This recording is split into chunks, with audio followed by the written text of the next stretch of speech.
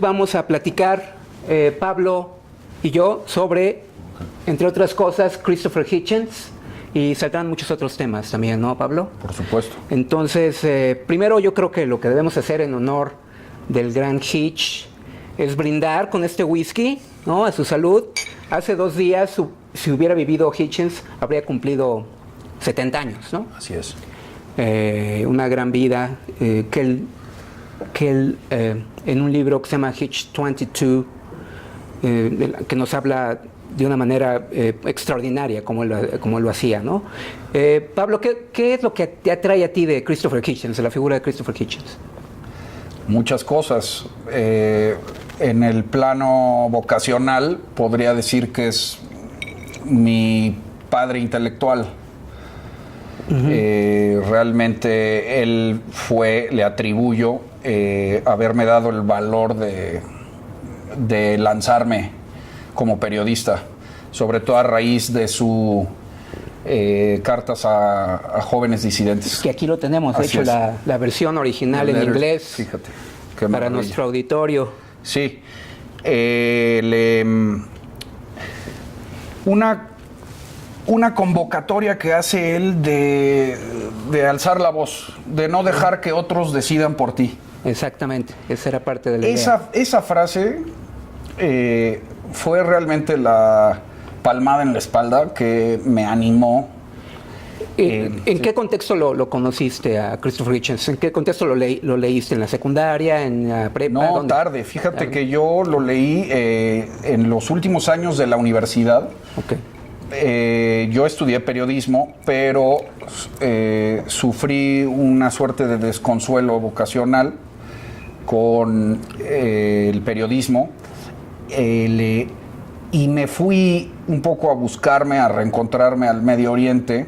Ah, muy bien. Sí, que era una zona que Era una zona que le encantaba y conocía muy bien, Así viajaba continuamente. Así es, yo estuve en Líbano, en Siria, en Palestina, en Israel, en Jordania, en toda esa zona. Él tenía un afecto particular por el pueblo kurdo, ¿no? Sí, claro. Bueno, y ahí releí a Hitchens y me reencontré con mi vocación, la confirmé.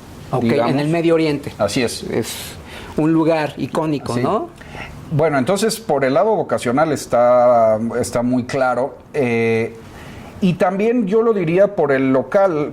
Lo anunciaba hace unos días en Twitter. Hitchens es un periodista sui generis que siento no se podría dar en México. Esta mezcla de mordacidad, ¿no? Una sinergia entre el ensayista intelectual público y a la vez periodista. Exactamente. ¿No? Exactamente. Además, un bon vivant, ¿no? Además, un bon vivant. A pesar de haber sido de izquierda durante su juventud, nunca renuncia a la Dolce Vita. Exactamente, y de hecho, en Hitch 22, parte de la idea de Christopher Hitchens es enseñarnos la doble vida que tuvo, ¿no? Por un lado, la vida bohemia.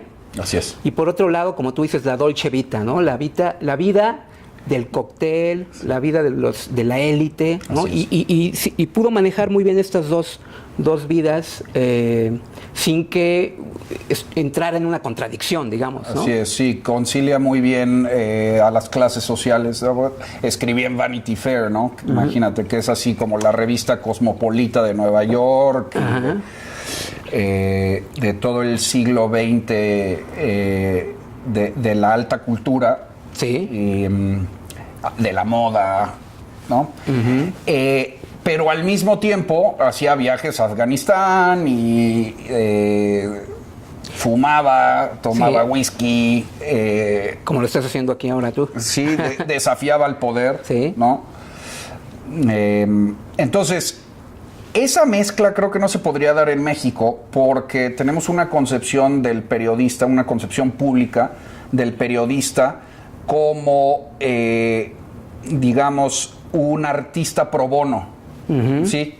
Es decir, en México tampoco se podrían dar figuras como Gay Talese o como Tom Wolfe o como Hitchens, donde te vaya muy bien en el periodismo y te relaciones con la alta cultura y con la élite y con todo el mundo intelectual. Quizá una de las razones por la que eso sucede, me parece a mí, y él lo decía, lo cuenta en sus memorias y en otros lados, es que en Estados Unidos le pagan muy bien a los periodistas, ¿no? Le pagan muy bien a gente que se dedica a criticar al poder, ¿no? En México no es así. Sí, no. Ese es el problema. Y además, en la medida en la que en México te empieza a ir bien, genera suspicacia.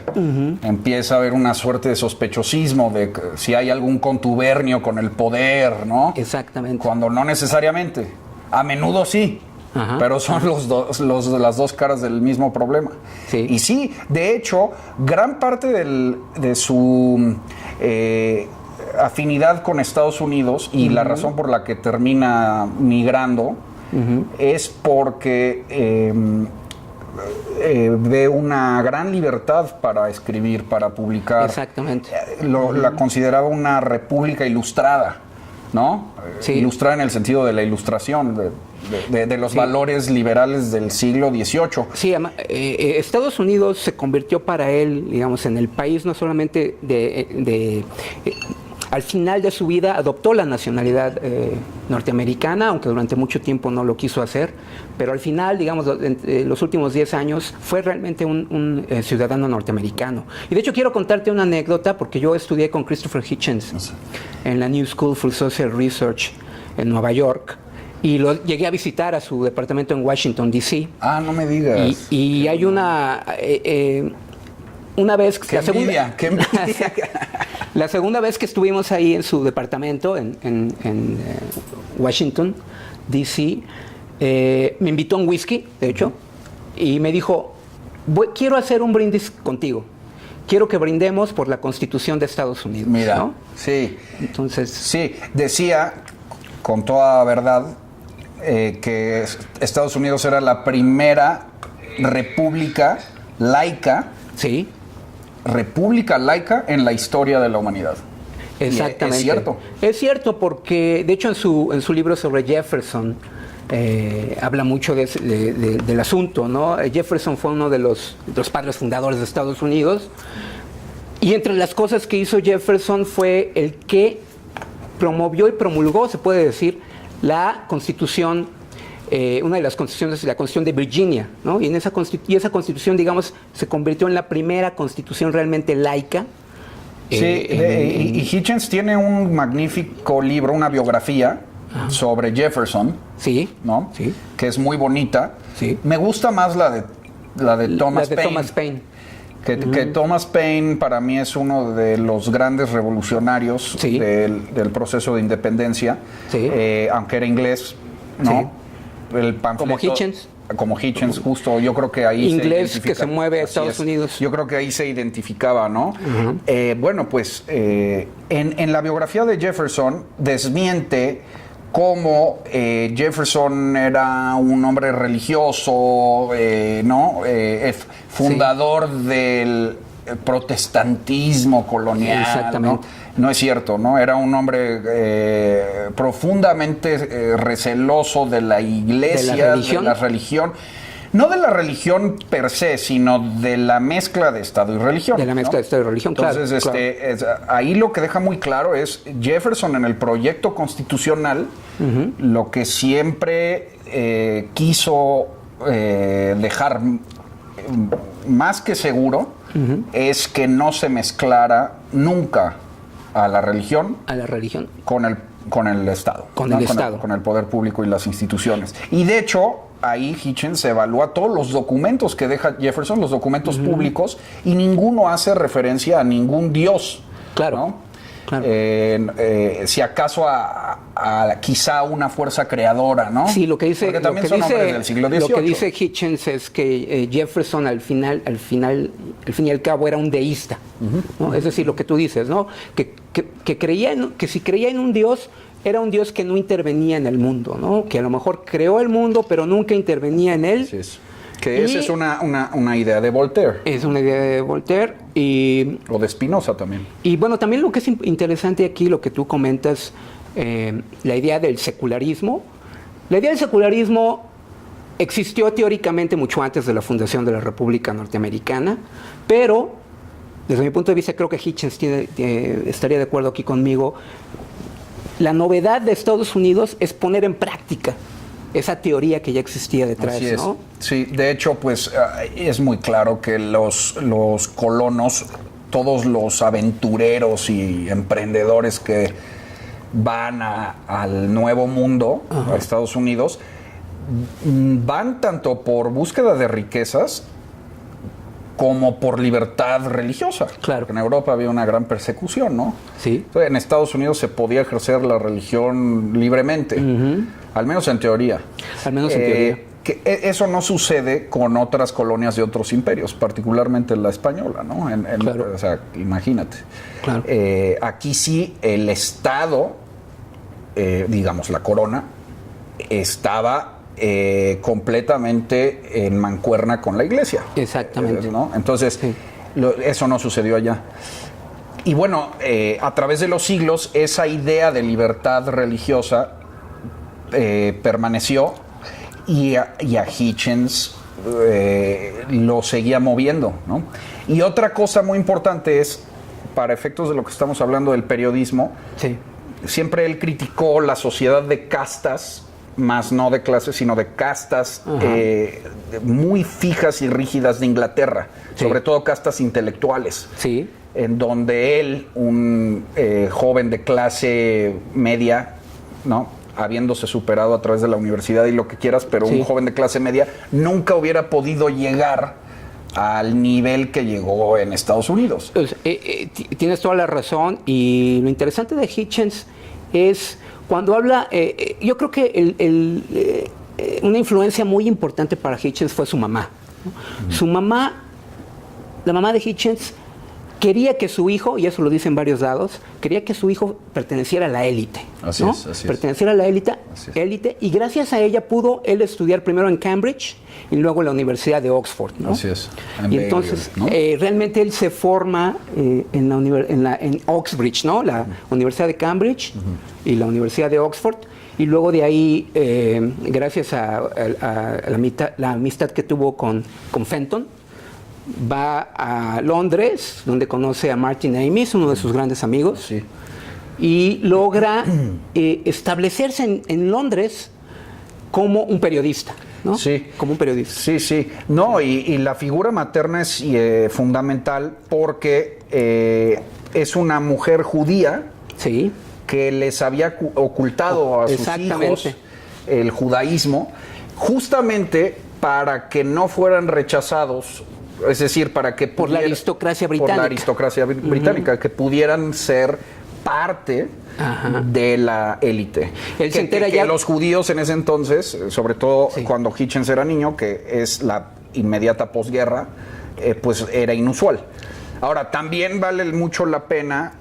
Después se suicida su madre. Se ¿no? suicida, su madre en Grecia. En Grecia, con Ahora, su amante. Así es. Con su amante. Pero también es importante recordar a la figura paterna, También. que yo creo que fue todavía más importante. Te voy a decir por qué. Porque era la cara del autoritarismo para Hitchens, ¿no? Sí. Un autoritarismo que terminó combatiendo toda su vida. Que le decía el commander, ¿no? The Commander. The Commander. Que era un oficial una figura naval. de autoridad, oficial naval de Inglaterra. Era una figura de autoridad de un imperio decadente. Sí. ¿No? Parece que un hombre frustrado, ¿no? Ya en los últimos vestigios del imperio inglés. Su mujer decide separarse de él para irse a vivir con su Justo. amante, ¿no? Y el papá de Hitchens era un hombre muy estricto, Sí. ¿no? Pues de formación militar.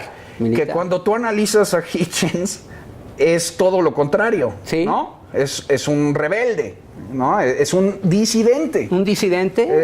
Es de estar un bohemio.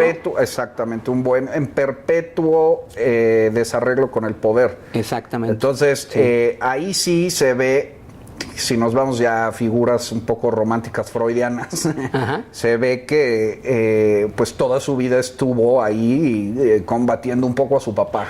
Y también puedes entender, me parece a mí un poco, digamos, cómo Hitchens gravitaba hacia los espacios bélicos del mundo, ¿no? Donde estaba sucediendo algún problema militar, donde había una revolución o donde había violencia. Esos lugares le interesaban mucho visitar a Christopher Hitchens. Y de hecho, yo me acuerdo cuando llegaba a darnos clase, a veces llegaban a darnos clase, con las maletas, ¿no? Con las maletas, y le preguntabas, ¿de dónde vienes, Christopher Hitchens?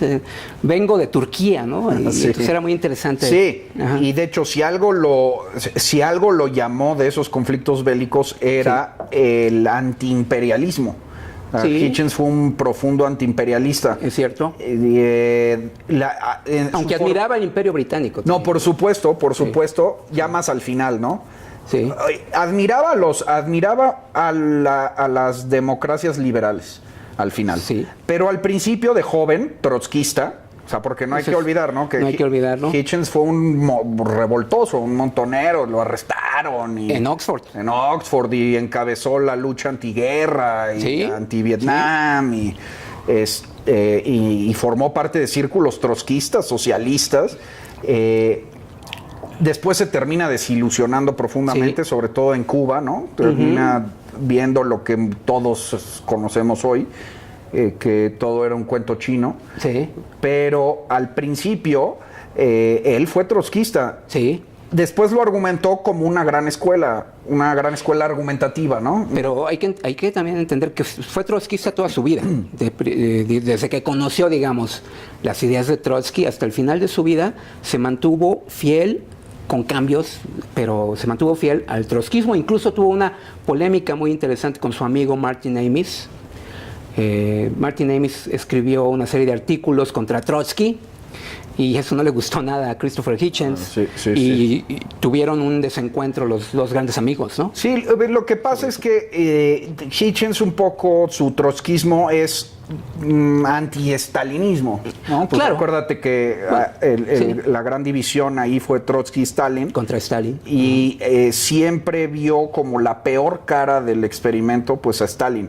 Entonces, desde luego, ahí viene siempre una animadversión, una gran crítica a todos aquellos regímenes Claro. con talante stalinista, incluidos de izquierda, ¿no? Hitchens entra, yo creo que estarás de acuerdo conmigo, Hitchens es un hombre de izquierda antitotalitaria. Así ¿no? es, Porque podemos dividir la izquierda en dos grandes grupos. Así es. Grosso modo, la izquierda totalitaria y la izquierda antitotalitaria. Hitchens siempre se mantuvo en la iglesia, tal cual, en la izquierda antitotalitaria. Así es, ¿no? exacto. Desde muy joven, en 1968, lo dice en su biografía, ya estaba en contra de la invasión soviética a Praga. Así es. Estaba a favor del movimiento de la primavera de Praga, ¿no? Sí.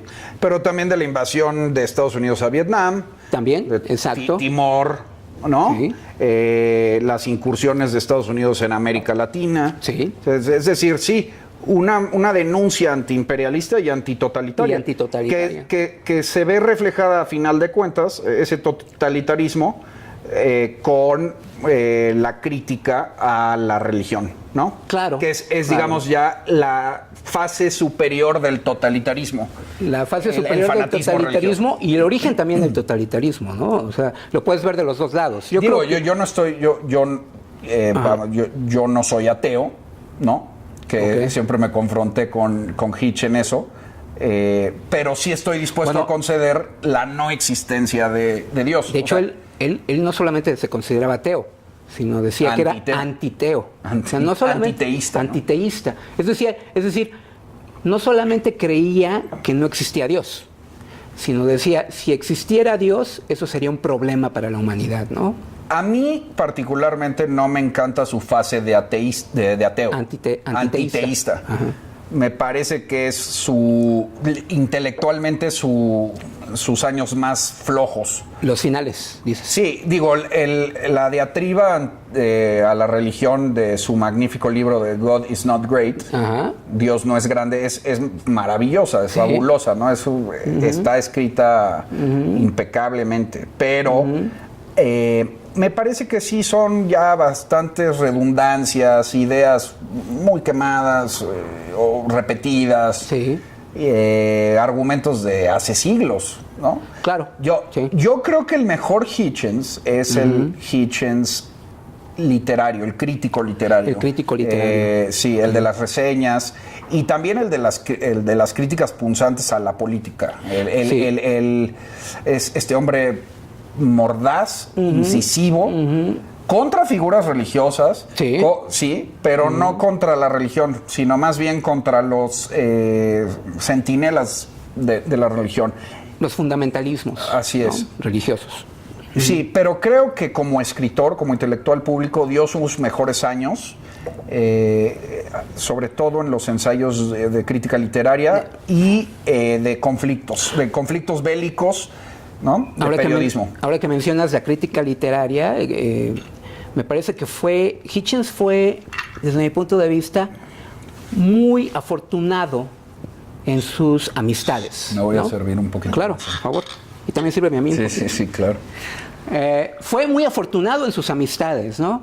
Y de hecho en un video de YouTube, Hitchens dice que él no habría aprendido a escribir. Se convirtió en un gran escritor, ¿no? Sí. Pero dice que él no había aprendido a escribir si no hubiera tenido los amigos que tuvo. ¿Y quiénes son sus amigos? Sí. Martin Amis, Salman Rushdie. A mí no me gusta Rushdie mucho, pero... Ian McEwan. Pero los otros dos son fabulosos. Ian McEwan, sí. ¿no? McEwan, fabuloso novelista. Sí. Martin Amis también, aunque me gusta un poquito más su papá, Kingsley Amis. Kingsley Amis, claro. Pero que también entiendo que Hitchens conoció. Sí. Sí, unas grandes amistades literarias. Que no tan afortunadas amistades políticas. Sobre todo en sus últimos años, ¿no? Que se juntó mucho con los neocons, con Wolfowitz y estos güeyes. Sí, es cierto. De hecho, siniestros. Voy a decirlo aquí, él me presentó a Paul Wolfowitz. Ah, mira, fíjate. Bueno, Wolfowitz era el más decente de esa pandilla. Sí. Pero pues eran unos neocons, son los que, yo creo que son los que empezaron a descomponer el mundo de lo que vemos hoy. Y el grave error de Hitchens es ese. Por las razones correctas, porque siempre fue un antitotalitario y además amaba al pueblo kurdo y lo que quieras. Muy importante eso, ¿no? O sea, hay que entender que tanto su apoyo a la guerra contra Afganistán y luego contra Irak se basaban en la idea antitotalitaria. Pero ¿no? pero creo que fue su error. Creo que no se recuperó nunca él como figura pública y yo creo que lo terminó llevando a la decadencia.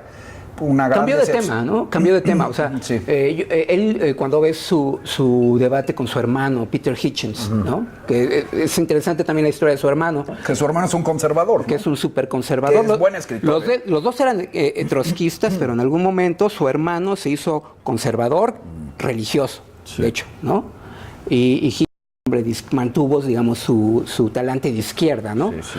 Pero cuando ves ese debate que tuvo con su hermano, él defiende todavía, pocos años antes de morir, todavía defiende su decisión de apoyar la coalición angloamericana en Irak, ¿no? Así es. Entonces, él se murió todavía creyendo que esa era una guerra justa, ¿no?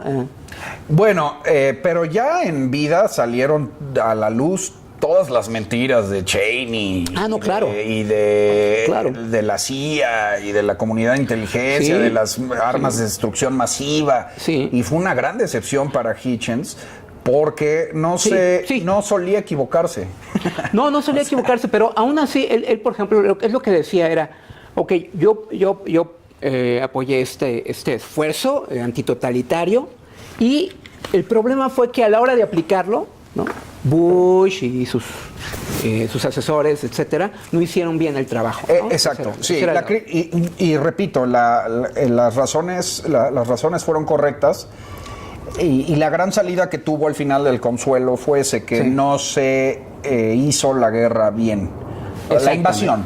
más que la guerra, ¿no? O sea, la invasión no fue... Él le llamaría intervención. La intervención, ¿no? Exactamente. Intervención. Más bien. Una intervención humanitaria. Sí, digamos, sí. ¿no? Sí. Ahora, también ese es un gran consuelo para muchos jóvenes periodistas, de que te puedes equivocar, ¿no? Ah, claro. O sea, claro. yo me he equivocado y me equivocaré y muchos nos equivocaremos. El chiste ahí es reconocerlo, ¿no? Entonces, Hitchens es un gran maestro en todos los sentidos. Un gran maestro también en ese sentido de que acepta la equivocación. Y no solamente eso, sino que puede cambiar de opinión. Por ejemplo, antes era un creyente en, digamos, la idea de Chomsky, de que Estados Unidos está, todo lo que hace Estados Unidos está mal, o la mayor parte de lo que hace Estados Unidos está mal en el mundo, y luego rectificó, digamos, y empezó a ver las virtudes de la política exterior de Estados Unidos. No, y terminó muy decepcionado de los famosos progressives, de los liberales estadounidenses. Claro. Acuérdense que liberales en Estados Unidos no es lo mismo que liberal en Inglaterra o en Australia. O en América Latina. O en América Latina. Liberal en Estados Unidos es más bien el ala de, si se pudiera decir, de izquierda. Exacto. Pero terminó muy decepcionado él, sobre todo ante la fatua de... eso es muy importante, sí. La fatua de Khomeini, sí, que lanza contra Rushdie. Contra Rushdie, ajá. Que ningún progresista, ningún liberal gringo apoya a Rushdie. En una suerte de hipocresía a los valores occidentales, apoyan casi como antropológicamente a la ayatollah. Exactamente. ¿No? Ahí Hitchens dice, pues estos son unos farsantes. Y si te das cuenta, sigue siendo verdad. Chomsky apoya a Maduro y... Sí. Terminó muy decepcionado de Gore Vidal y de Chomsky y de varios más, de Howard Zinn y de todo ese grupo de historiadores de izquierda, liberales gringos, que además luego terminan diciendo locuras en el ataque de las torres. No sé si recuerdes, pero otra de las grandes decepciones de Hitchens fue la reacción liberal de Estados Unidos a las torres. Y de los intelectuales de izquierda. De los intelectuales de izquierda, porque decían, es que nos lo merecemos. Somos un imperio desalmado y esto ya nos tocaba. Y como si los yihadistas fueran unos angelitos. O como si no existieran. O como si no existiera el conflicto per se entre sunís y chiíes en el propio Medio Oriente, y también, que es una guerra que se exporta a muchos otros lugares. Y como si no existiera razones, digamos, regionales en el Medio Oriente para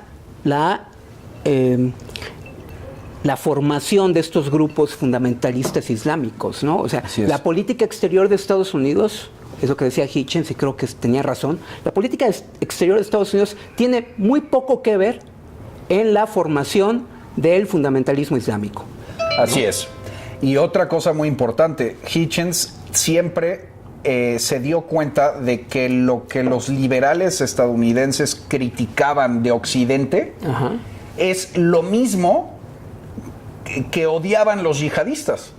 ¿Sí? Exacto. Pero que no podían criticar en sus propias sociedades. Exactamente. ¿No? Exactamente. Entonces, ahí, vamos, los yihadistas están en contra de la emancipación de la mujer, ¿no? Que son lujos del propio Occidente, de los cuales los liberales estadounidenses siempre se han quejado. Vamos, o sea, siempre han promovido valores liberales que los yihadistas odian. Exactamente. ¿No? Entonces, ahí luego Hitchens se dio cuenta de la gran contradicción, ¿no? Exactamente. Que eso nos puede llevar a un tema interesante, que es qué diría hoy Hitchens del panorama global, particularmente en Estados Unidos. Y es que... muy interesante, sí. Te voy a decir por qué. Hitchens repudiaba a los Clinton y a Hillary, ¿no? Sobre todo a Bill. Sobre todo a Bill, pero los consideraba unos farsantes. Escribió un libro sobre el tema que se llamaba Ya no hay nadie a quien mentirle, digamos en español, ¿no? Ya no hay nadie más a quien mentirle, ¿no? Y entonces yo a veces me pongo a pensar qué hubiera hecho Hitchens entre la espada y la pared, ¿no? de tener que votar por Hillary o Trump. Por supuesto que hubiera votado por Hillary, ¿no? Sin duda alguna. Pero sin duda alguna. Por ser la menos peor. Sí, por ser la menos peor. Porque el otro es un barbaján, ¿no? Además, un hombre que representa todo lo contrario a Hitchens, que es pues el antiintelectualismo, la demagogia iletrada, ¿no? En su grado sumo, ¿no? En su grado máximo. Martin Amis se ha hecho esta pregunta, que era el gran amigo de Hitchens. Se ha hecho esta pregunta: ¿qué hubiera hecho Hitchens si hubiera vivido en la era Trump, ¿no? Ajá. Y lo que responde es: él hubiera sido de los primeros que hubiera estado en contra de Donald Trump y de su proyecto, ¿no? Claro, y muchas cosas más, además de Trump, que hoy pululan en nuestra era, en nuestra sociedad. El posmodernismo, los guerreros de la justicia social, esta era oscurantista de la denuncia pública, exacto, de la persecución en internet, de la corrección política, de la ofensa. Es una pregunta interesante, por ejemplo, saber si en nuestra época él hubiera estado en Twitter. ¿Quién sabe? Yo no creo. Yo creo que hubiera sido un poco como Javier Marías, ¿no? Le hubiera visto como un muladar, ¿no? De indecencia. Irracional, oscurantista, sin profundidad intelectual. Y yo creo que hubiera sido de los grandes voceros de la reacción liberal en contra de las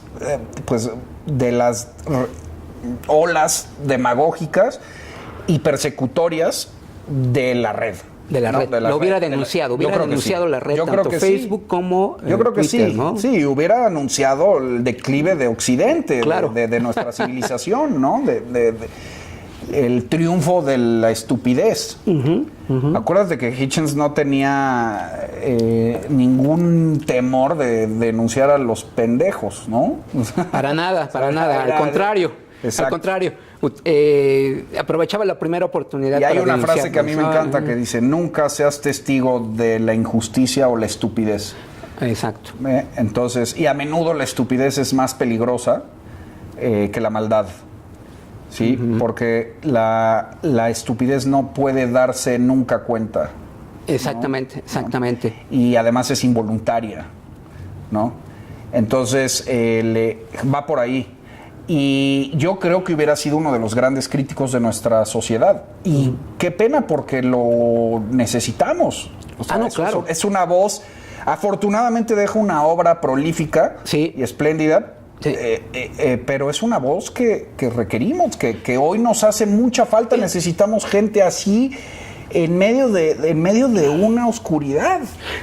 Mencionas a Javier Marías, ¿no? Que es el que está haciendo este tipo de denuncias que hubiera hecho Hitchens, pero tienes toda la razón, me parece a mí. Hitchens hubiera sido esa voz, no porque hubiera estado de acuerdo con mucha gente, sino porque él tenía esa capacidad de hacer una denuncia con una fortaleza moral y una fortaleza intelectual que poca gente tiene, ¿no?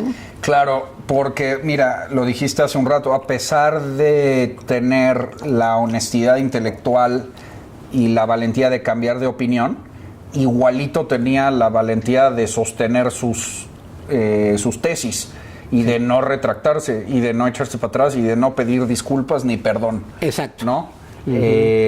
Y ahí hay otra frase magnífica que dice: no tengas miedo de ser arrogante, si de lo que se trata es de defender la libertad. Claro. ¿No? Entonces, yo creo que hoy sería uno de los acérrimos enemigos de la demagogia. Que la demagogia lo que nos convoca es a renunciar a la inteligencia, a la razón, a la verdad, a la dignidad. Y habría entendido muy bien esta nueva ola, como tú dices, de demagogia, y esta nueva ola, digamos, de movimientos antiliberales. Así es. En el mundo, ¿no? Yo tengo para mí que Hitchens, al final, si tú lo entiendes bien, es un liberal clásico. Sí. Es un liberal clásico. A lo mejor a él no le hubiera gustado esa... No, sí, de acuerdo. Ese epíteto, ¿no? Pero si te pones a analizar lo que él defendía, él realmente está defendiendo el liberalismo. Es un Voltaire moderno, hombre. Exacto. Es un Voltaire moderno. Exacto. Y en ese sentido es súper liberal ilustrado. Sí. Sí, es un hombre del siglo, bueno, del siglo XX, por supuesto, pero que con grandes tótems ahí, ángeles propios del siglo XVIII. Claro, es un hombre de la ilustración. Así es un ilustrado. Y él siempre, yo creo que previó la época que venía, ¿eh? Hay varios ahí augurios que lanza, ¿no? Se nos viene una era oscura. Sí. Y justo a lo que, como él responde, es la necesidad de recuperar los valores de la ilustración. Exacto. Sí. Y que se necesitan recuperar, ¿no? Pues sí, yo creo que sí. Yo creo que ese es el gran proyecto, digamos, liberal hoy en día. Es la recuperación de esos valores de la ilustración y cómo utilizarlos para dar un salto cuántico, digamos, en lo que tiene que ver con la forma en la que nos llevamos unos a otros, ¿no? Sí. Sí, porque es colectivo, ¿no? Yo, con mis amigos liberales, de lo que llamamos la resistance, ¿no? En México, de hoy en día, México, sí. ¿no? Vemos esta ola de demagogia como una suerte de virus ¿no? Sí. Que contagia a gente, o sea, es ahí como... Exacto. ¿No? Se apodera. Es como los zombies, ¿no? Ándale, que te muerden y ya estás contagiado. Sí. Y tú ves a un amigo que antes era un ser humano común y corriente y ahora es un zombie. Así es. Sí, tal cual. Es una... no, así es, sucumbir ante tus propias facultades. Para empezar, ante el rigor intelectual, ¿no? Claro. Y después ante la dignidad, ¿no? Hay hombres ahí ya dando unas piruetas a prueba de toda decencia humana y decencia intelectual. Sí. Y creo que Hitch hubiera sido fundamental para esclarecer eso. Vamos, sí. Como antídoto ante esta epidemia de estupidez global. Ahora, si es global y si es todo el mundo, México nunca se ha caracterizado por tener ni a una élite virtuosa, en mi opinión. Digo, con excepciones. Con contadas y magníficas excepciones. Ni tampoco a un pueblo que haya por sí mismo, me parece que auspiciado esas ideas liberales. ¿No? Pero lo mismo está pasando en Estados Unidos y en Europa, en Inglaterra y en Europa, y estas sociedades están cayendo en la demencia, verdaderamente en el suicidio. Claro. Lo digo como metáfora, tampoco soy de apocalíptico, de que todo se va a caer. No, son momentos históricos. Claro. A lo mejor estamos ingresando a una suerte de romanticismo, quizá, ¿no? De nuevo neorromanticismo. Entonces, justamente... hablando de Hitch y la ilustración, habría que regresar a los valores ilustrados liberales, pero no olvidemos también que el romanticismo fue una reacción al siglo XVIII, fue una reacción al racionalismo. Exactamente. Ahí retomando un poco a Octavio Paz, decía, el romanticismo le permitió a los hombres sentir, volver a sentir. Y es verdad, ahorita es una época emocional. Es una época emocional y Paz habría entendido muy bien, Octavio Paz, habría entendido muy bien este momento, a mí también me parece, porque el romanticismo es una crítica racional a la ilustración. Es decir, el romanticismo no es desde mi punto de vista, un movimiento irracional, sino que es un movimiento de crítica a los problemas creados por la ilustración. Y en ese sentido es legítimo, digamos. Sí, pero el problema es, un poco pensando hegelianamente, y Hitchens era un hegeliano, ¿no? Y era un estudioso de Hegel. pensando hegelianamente, yo creo que lo que se necesita en el mundo y incluso en México, en lo particular, es hacer como esta síntesis. Por ejemplo, yo lo que pienso sobre lo que está pasando en México es lo siguiente, ¿no? Tuvimos un periodo de casi 20 años, o más de 20 años, digamos, de democracia, pero que estuvo en connivencia con la corrupción, ¿no? Sí, ciertamente. Entonces, esta democracia mexicana que se creó es una tesis, ¿no? Falta una antitesis, ¿no? Y luego habría una tesis. La antitesis sería la crítica que se tendría que hacer de ese momento de democracia corrupta de México. El problema que yo veo con, digamos, el movimiento de Morena es que realmente no hay una crítica racional del pasado, ¿no? Sino que son como tú dices, son manifestaciones emocionales que no llegan a ser una crítica. Así es. Necesitamos esa crítica, ¿te parece? Bueno, difiero un poco contigo en el sentido de que el romanticismo fue una crítica racional. No estoy tan seguro, no sé. Que me parece que fue una reacción emocional. Y por eso me parece que florece el arte. Claro. Por ejemplo, ¿no? El arte fue un mecanismo, un vehículo de catarsis.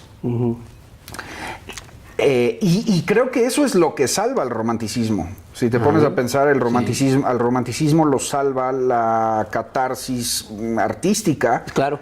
Creo que eso es lo que hay que recuperar hoy. Por eso necesitamos a los artistas. Exacto. Y no hay artistas, o los artistas están entregados a la frivolidad.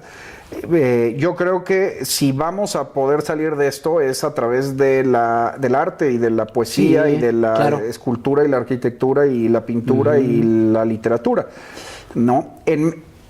Eso lo aprovecho para regresar a México. Sí.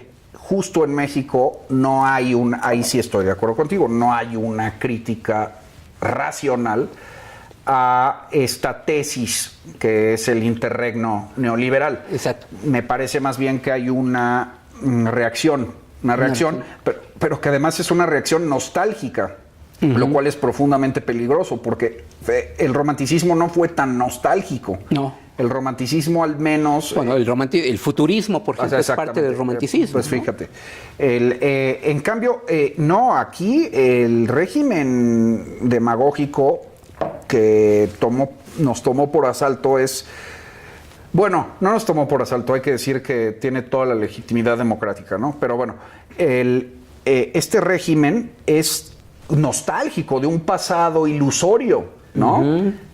Es un engaño porque es un pasado que además... Creado, pero que además es promisorio. Suena a oxímoron, pero un pasado promisorio, pero eso es. Es decir, es la búsqueda, ¿no?, de un pasado que nos dé un futuro. Eso no puede ser.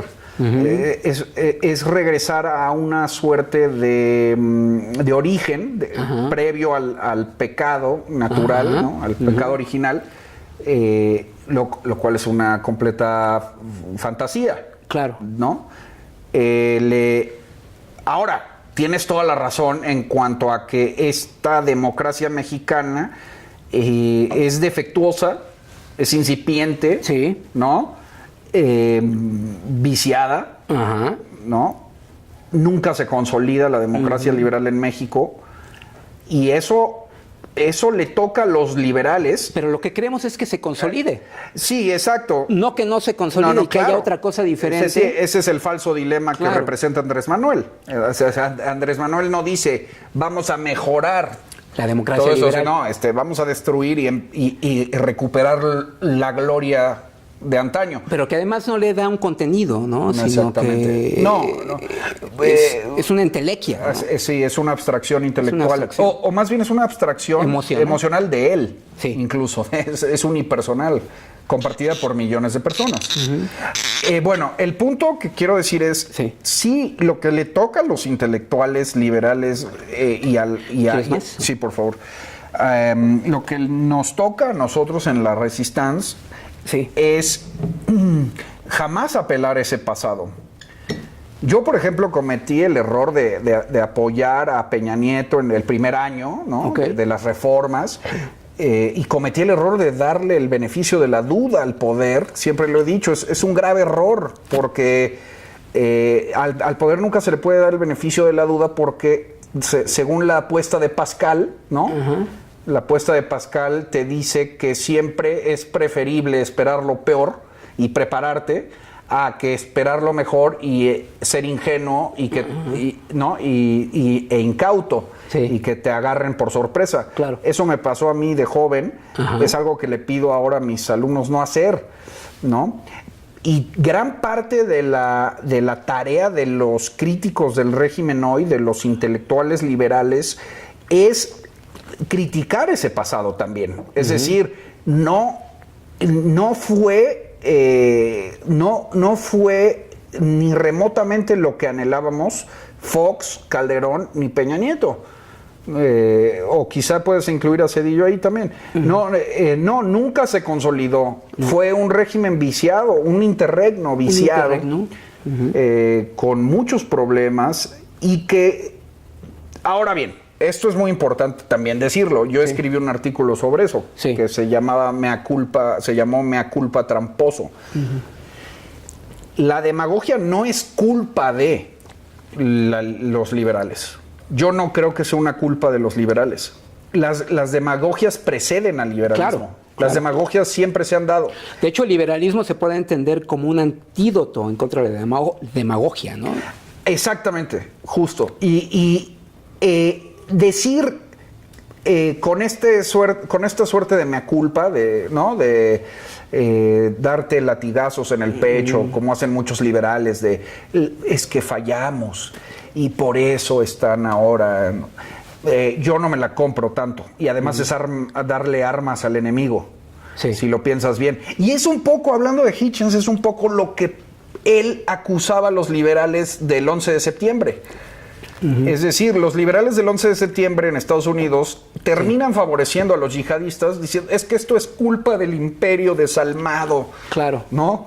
Que somos, ya nos lo merecíamos. Pues no, a ver, cada quien tiene sus culpas y sus agendas, y los demagogos van a ser demagogos.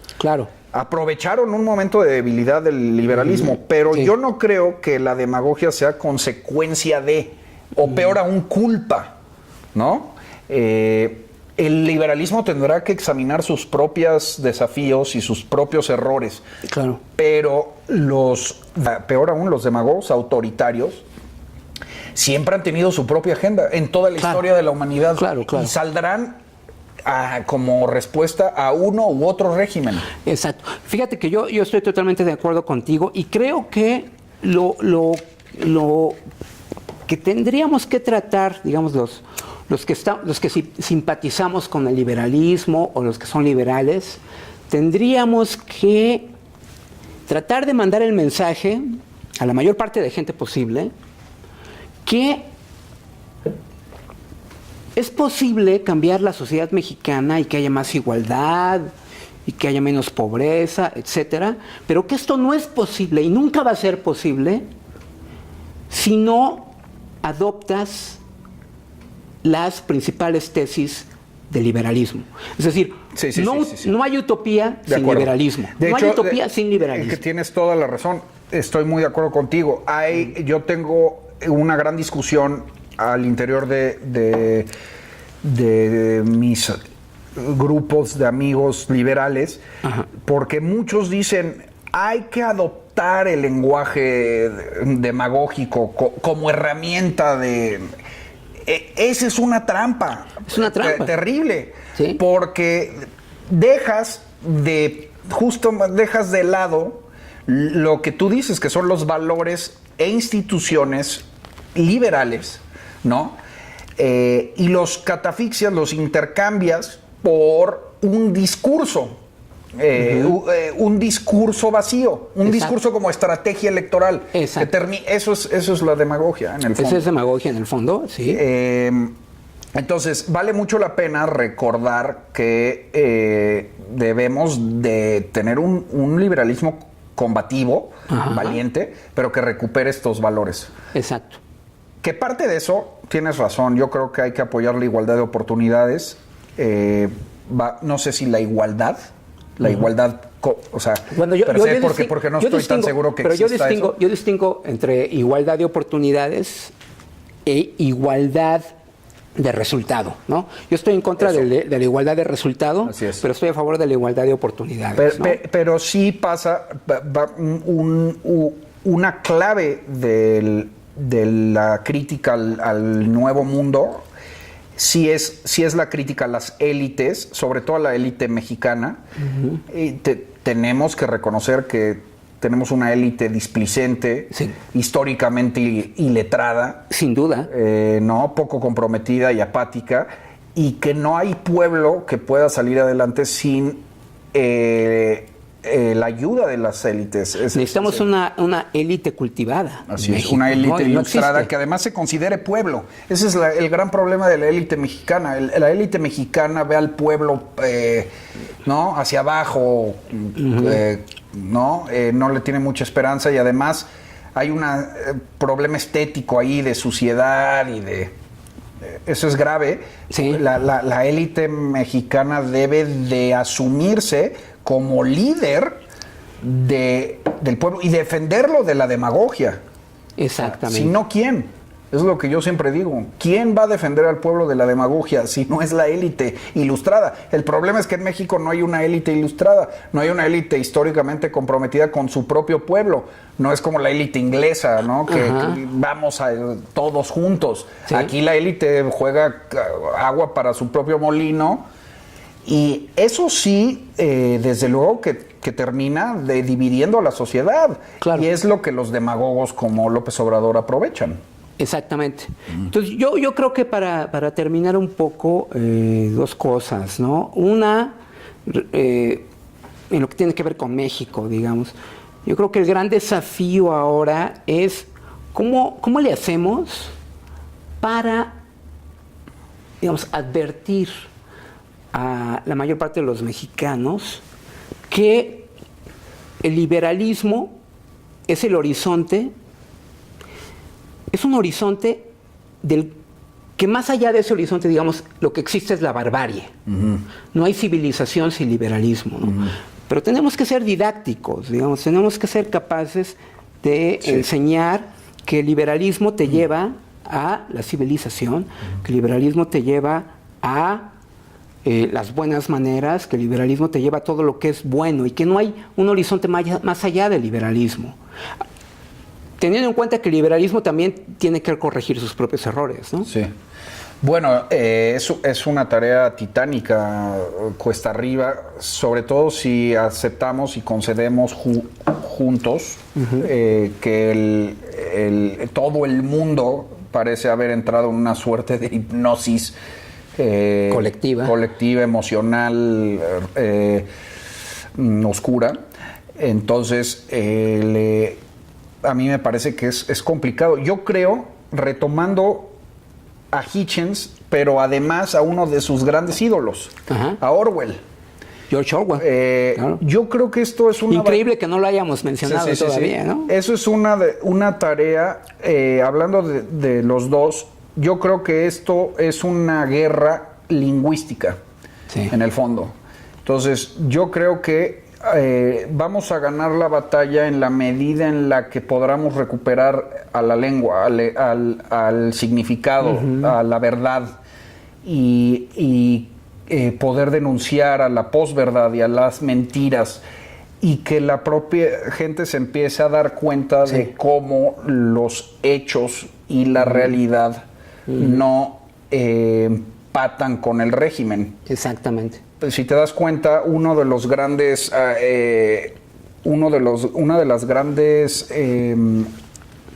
herramientas de la demagogia, particularmente obradorista, es equipararse con el pueblo. Sí. ¿No? Pueblo es régimen, régimen es pueblo. Sí.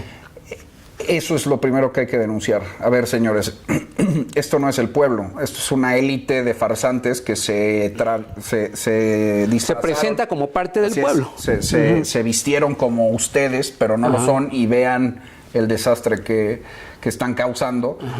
Y el propio pueblo se dará cuenta con ayuda de estas denuncias lingüísticas, ¿no? Sí. Ahora, tampoco sé si... vamos, es a fondo perdido, daremos la batalla sin saber el resultado, ¿no? Yo no te puedo asegurar que esa sea la clave de la victoria. Claro, pero a veces las batallas más importantes no aseguran la victoria, ¿no? Pero al menos es más digno, ¿no? Es más digno. Y yo quiero, ya para finalizar, hacer hemos hablado de Hitchens y su gran ídolo George Orwell, y tú hablas de que el verdadero cambio en México tiene que ver con una transformación a nivel lingüístico. Yo querría asociar aquí a dos grandes pensadores, a George Orwell y a Octavio Paz, ¿no? Y creo que los dos estarían de acuerdo en que ese precisamente es el cambio que necesitamos. Un cambio en el lenguaje. Así es. ¿No? Sí. En el lenguaje. Sí, por supuesto. Y bueno, creo que ya nuestro tiempo se ha acabado, pero me gustaría, antes de que nos fuéramos, hacer un brindis otra vez por el gran Hitch. El gran Hitch. Y gracias por la invitación. No, fabuloso espacio. No, hombre, cuando quieran invítenme y estoy encantado de platicar sobre Hitch y otros temas también.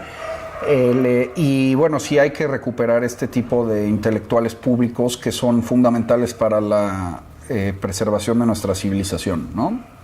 Entonces, a mí me fue muy grato estar aquí solo por esa simple y noble causa. Perfecto. Salud. Salud. Gracias.